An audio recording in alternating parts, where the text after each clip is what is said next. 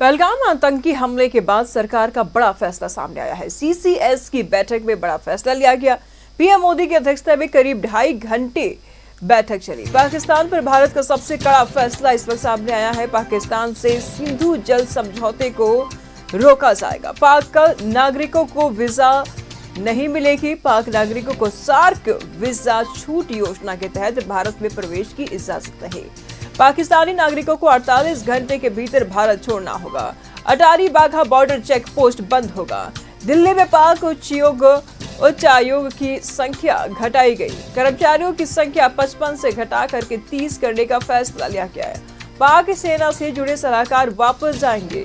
गुरुवार को सर्वदलीय बैठक बुलाई गई है। रक्षा मंत्री राजनाथ सिंह की अध्यक्षता में आज बैठक होगी।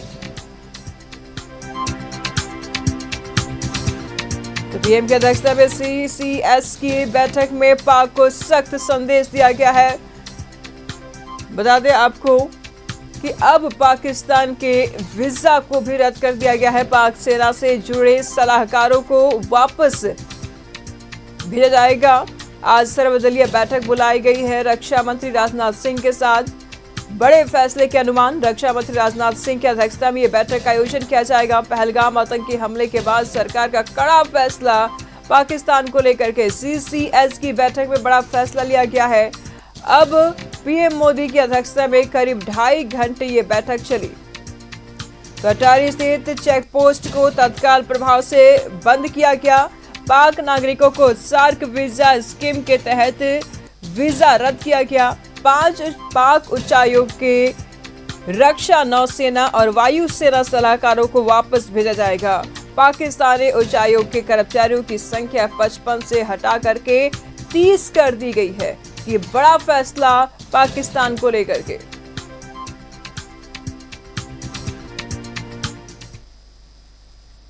In the briefing to the CCS, the cross-border linkages of the terrorist attack were brought out. It was noted that this attack came in the wake of the successful holding of the elections in the Union Territory and its steady progress towards economic growth and development. Recognizing the seriousness of this terrorist attack, the CCS decided upon the following measures. 1. The Indus Waters Treaty of 1960 will be held in abeyance with immediate effect until Pakistan credibly and irrevocably abjures its support for cross-border terrorism. 2. The integrated checkpost Atari will be closed with immediate effect. Those who have crossed over with valid endorsements may return through that route before 1 May 2025. 3. Pakistani nationals will not be permitted to travel to India under the SARC visa exemption scheme visas. Any SVES visas issued in the past to Pakistani nationals are deemed cancelled. Any Pakistani national currently in India under SVES visa has 48 hours to leave India. 4. The defense, military, naval and air advisors in the Pakistani High Commission in New Delhi are declared persona non grata. They have a week to leave India. India will be withdrawing its own defense, navy and air advisors from the Indian High Commission in Islamabad. These posts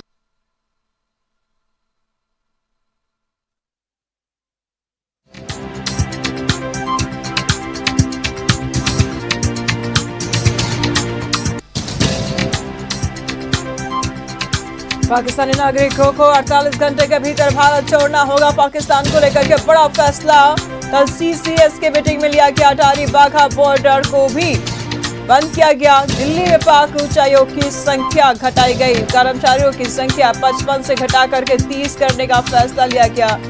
बड़ा फैसला पाकिस्तान को लेकर। पाक सेना से जुड़े सलाहकार अब वापस जाएंगे। यहाँ तक कि पाक नागरिक भी 48 घंटे के भीतर पाकिस्तान वापस लौटेंगे। रक्षा मंत्री राजनाथ सिंह की अध्यक्षता में आज बैठक का आयोजन किया गया है। पहलगाम आतंकी हमले के बाद सरकार बड़ा फैसला ली है और आज की बैठक में भी बड़े फैसले के अनुमान लगाए जा रहे हैं।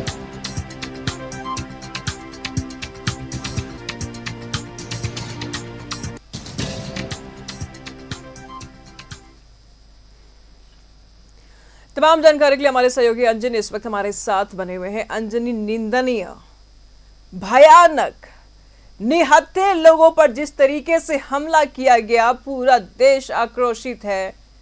कैंडल मार्च निकाले गए, जुलूस निकाले गए हैं और अब तस्वीरें भी आपने देखा। क्या कुछ निर्णय लिया जा सकता है, क्योंकि सीसीएस की बैठक में तो साफ तौर पर कई सारे ऐसे महत्वपूर्ण निर्णय लिए गए हैं जो पाकिस्तान को झटका देने के लिए कम नहीं है। आज भी राजनाथ सिंह के साथ बैठक होने जा रही है, क्या कुछ निर्णय लिए जा सकते हैं? देखिए, जो घटना घटी है, पूरा देश जो है आक्रोश में है। हर आदमी, हर बच्चा ये सवाल पूछ रहा है कि पाकिस्तान को मुंह तोड़ जवाब कब मिलेगा। और यही वजह है कि देश के प्रधानमंत्री नरेंद्र मोदी विदेश दौरा छोड़कर भारत पहुंचते हैं। और अमित शाह ने जिस तरह से तुरंत जम्मू कश्मीर के लिए रवाना होते हैं, तो ये बताता है कि सरकार जो है ऐसी घटनाओं को लेकर बड़ा फैसला लेने जा रही है।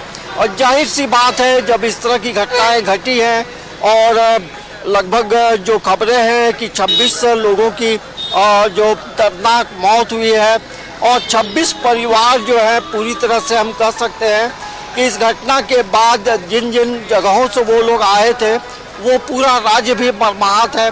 वो महाराष्ट्र की बात करें, वेस्ट बंगाल की बात करें, तो एक शर्मनाक घटना है। और जाहिर सी बात है, जो बैठक है, बैठक में कई बातें फैसले हो सकते हैं।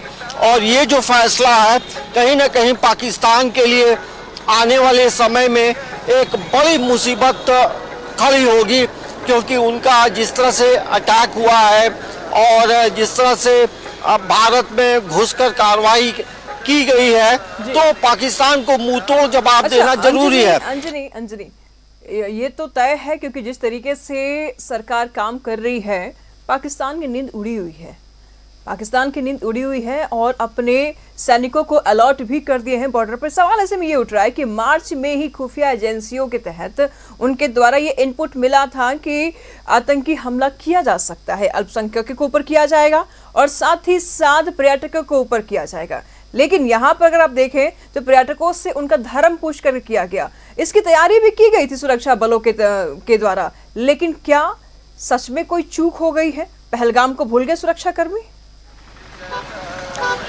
देखिए, आप देखेंगे तो जम्मू कश्मीर में काफ़ी संख्या में, लगभग पूरे राज्य में देखेंगे तो 6 से 7 लाख सुरक्षा कर्मी तैनात किए गए हैं। और यदि जम्मू कश्मीर की टोपोग्राफी की बात करेंगे तो कुछ टोपोग्राफी ऐसा है, यहाँ की पॉसिबिलिटी नहीं हो पाता है कि आप हर जगह से आपको इनपुट्स आएँ, क्योंकि टोपोग्राफी का भी जो फ़ायदा है वो पाकिस्तान और जो आतंकी संगठन है वो उठाते हैं। तो अब जो है हम कह सकते हैं कि भारत सरकार के कई जो फैसले हैं वो महत्वपूर्ण हैं और पूरा भारत ये देखना चाहता है कि किस तरह से कार्रवाई होती है। लोग सबकी निगाहें अंजनी अब इस फैसले पर है कि सरकार कौन कौन से अहम फैसले लेंगी जिस पर मुंह तोड़ जवाब दिया जा सकते हैं इन आतंकियों को। बने रहिएगा, लगातार आपसे जानकारी लेते रहेंगे। हमारे साथ जमशेदपुर से मनोज भी जुड़े हुए हैं। अंजनी, मनोज से जरा बात कर लेते हैं। मनोज, सवाल ऐसे में ये उठ रहा है, जिस तरीके से पहले तो धर्म पूछा गया, नाम पूछा गया, जब कंफर्म हो गया कि ये हिंदू है तो सिर पे सटा के गोली चला दी गई। हिंदुस्तान में जब हिंदू सुरक्षित नहीं है तो कौन सुरक्षित रहेगा? मनोज, किसके लिए ये हिंदुस्तान है? निश्चित तौर पे ये अपने आप में एक बड़ा सवाल है कि जब जो आतंकवादी, और ऐसा भी कहा गया है कि आतंकवादी का, नक्सलवाद का कोई जात नहीं होता और वो किसी जाति समुदाय से नहीं होते, क्योंकि उनका काम सिर्फ होता है कि भाई दहशत फैलाना और जो सामने वाला है उस पर अटैक करना।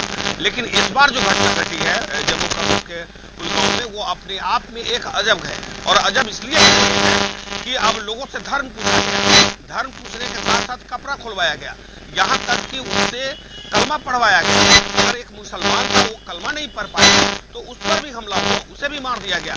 तो सवाल तो बहुत बड़ा है कि हिंदुस्तान में हिंदू सुरक्षा नहीं है। हालांकि देश के प्रधानमंत्री, गृह मंत्री, रक्षा मंत्री, तमाम जो देश के जो प्रधानमंत्री है, इन लोगों ने बैठक की और बैठक करने के बाद जो 5 निर्णय कर लिया गया वो अपने आप में निश्चित तारीफ है कि ये निर्णय पहले लेना चाहिए था। सिंधु जल समझौता निश्चित तौर पे जिसकी पानी पीते हैं उसी पर आप आंख दिखाते थे, और जो अटारी बॉर्डर है, बॉर्डर पे जहाँ पर लोग आते जाते हैं और दोनों तरफ से भारत की बात करें और पाकिस्तान की बात करें, तो लगता था कि चलिए कम से कम ये अपना पड़ोसी राज्य है और पड़ोसी देश से माफ करेंगे। पड़ोसी देश में जब लोग देखने जाते हैं तो लोगों को एक अंदर उम्मीदें रहती है कि चलिए पाकिस्तान के लोगों को देखेंगे, वहां के जवान को देखेंगे। लेकिन अब पीठ पीछे वार करना ये पहली बार नहीं है, इससे पहले कई बार वार हो चुका है, लेकिन अब सवाल इस बार धर्म पूछ कर वार हुआ है। निश्चित तौर पे देश के प्रधानमंत्री और गृह मंत्री ने जो निर्णय लिया है वो निर्णय काबिल तारीफ है। अगर इससे पहले निर्णय हो गया रहता तो निश्चित तौर से पाकिस्तान को सबक जरूर मिल जाता, लेकिन इस 5 निर्णय के बाद कहीं न कहीं पाकिस्तान की नींद उड़ गई है और पाकिस्तान परेशान है क्योंकि वो पानी कैसे पिएगा। साथ साथ जो ये भारतीय दूतावास जो वहां था उसे बंद कर दिया गया, यहाँ 48 घंटे का समय दे दिया गया, 1 सप्ताह के अंदर में सारे लोग जो बाकी बचे हुए हैं राज्य में कि वो यहाँ से निकल जाएंगे।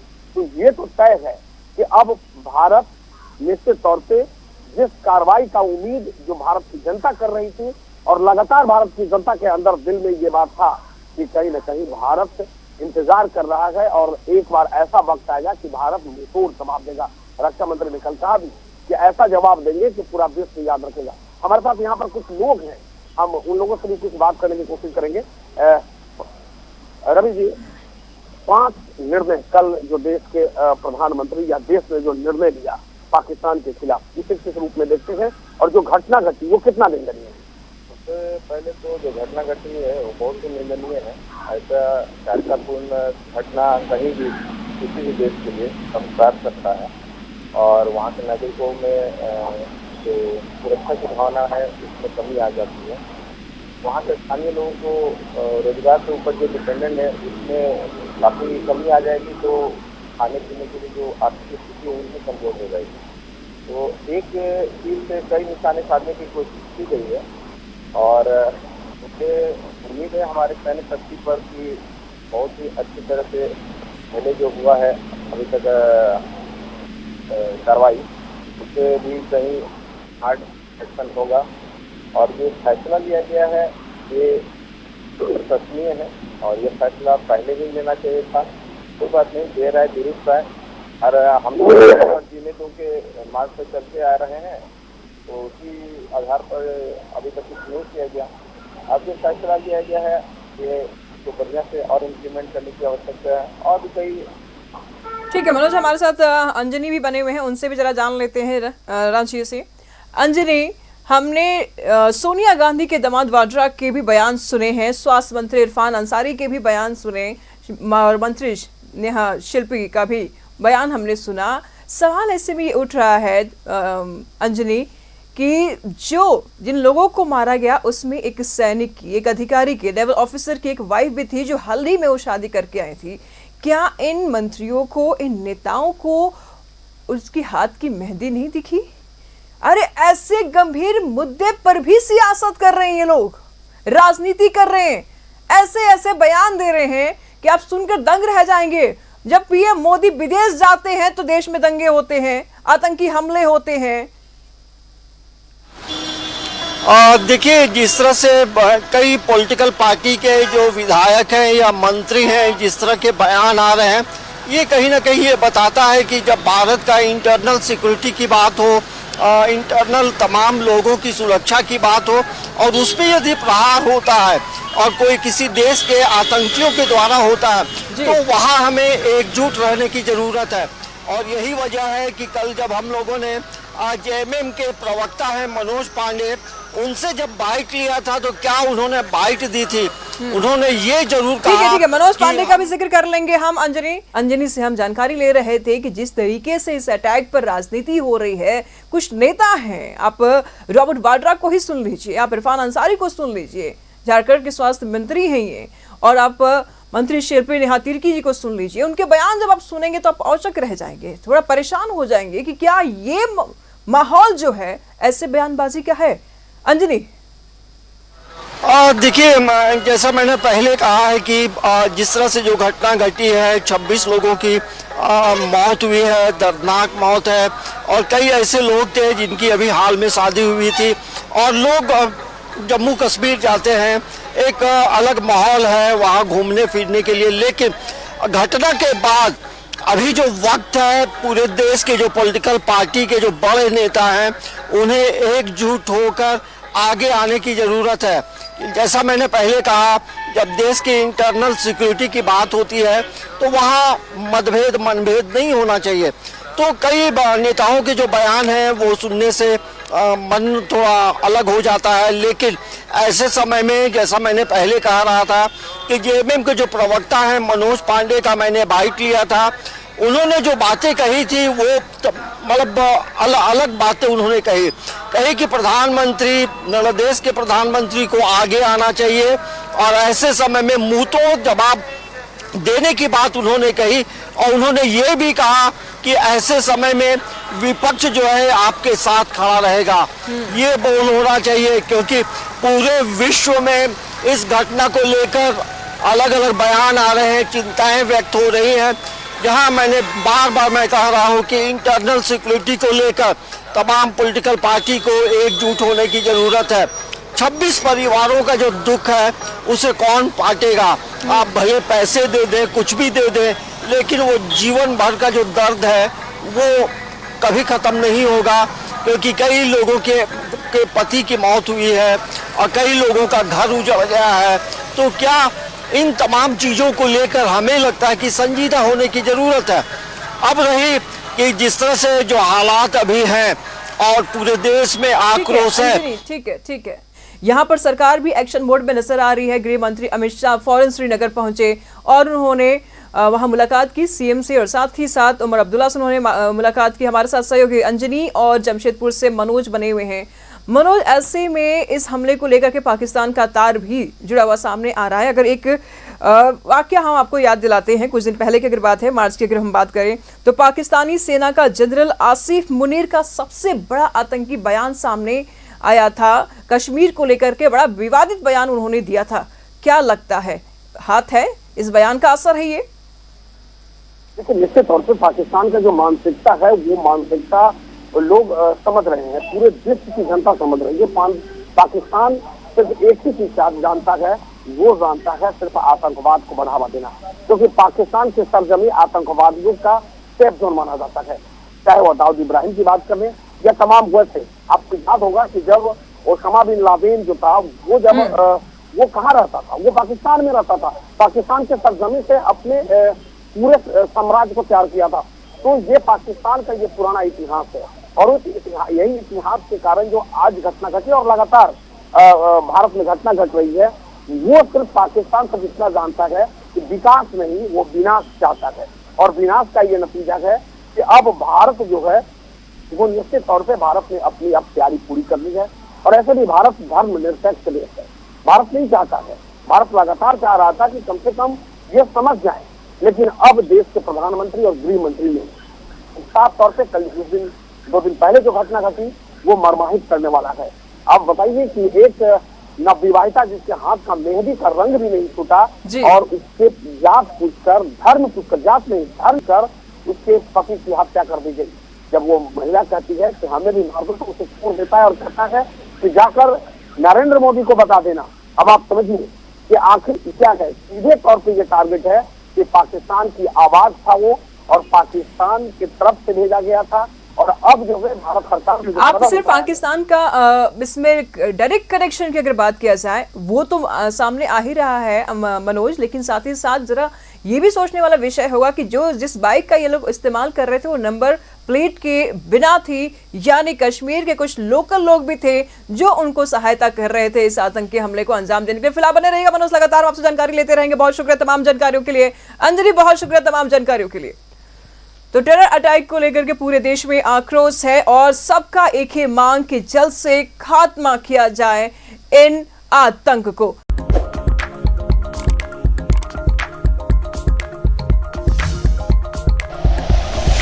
Like and share videos, subscribe करें हमारा चैनल और प्रेस करें बेल आइकॉन। न्यूज़ 11 भारत, सच है तो दिखेगा।